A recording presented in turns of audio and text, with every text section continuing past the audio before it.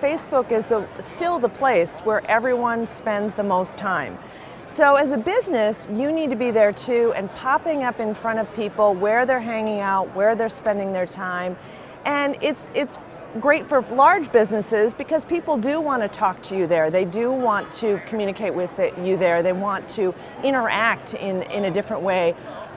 Yeah, it's extremely important to have strategies and goals. And the reason is you can spend a lot of time there. I mean, you can get sucked in and all of a sudden an hour or two has passed, and especially if you're a small business, well really for any business, your time is valuable and you want to make sure that you know what you're doing and why you're doing it and laying that out in a very strategic way.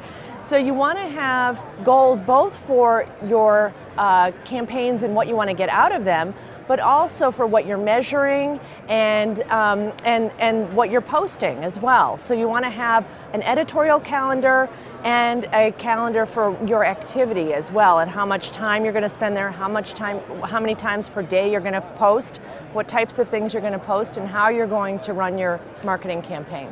Ultimately, Facebook Timeline has helped businesses for a couple different ways.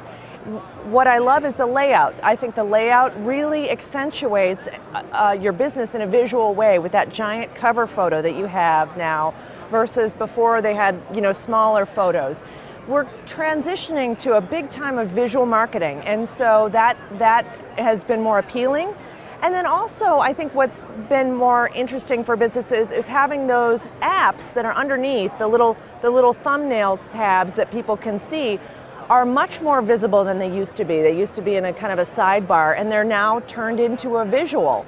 And I think that's really engaging and interesting. Pulls people in to click on their app, connect with them. And so I think Timeline has been great. Promoted posts are a great addition to Facebook marketing. I love the promoted posts. Some people were upset with the fact that they have to pay to get in front of their followers and fans. But my feeling is, even on Twitter, even on Google+, even people still aren't always seeing your posts in their news feed. Especially on Twitter, when their feed is really, really crowded, they're not always seeing it. So it's no different than on Facebook, where your fans may not always see your posts. And that's okay. So what you really need to focus on is getting that engagement.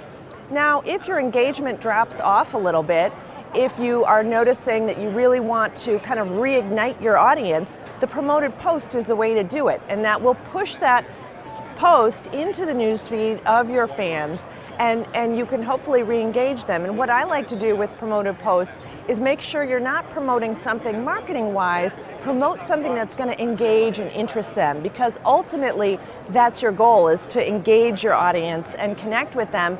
And so using that promoted post as a vehicle to do that rather than a marketing message is a great way to use a promoted post.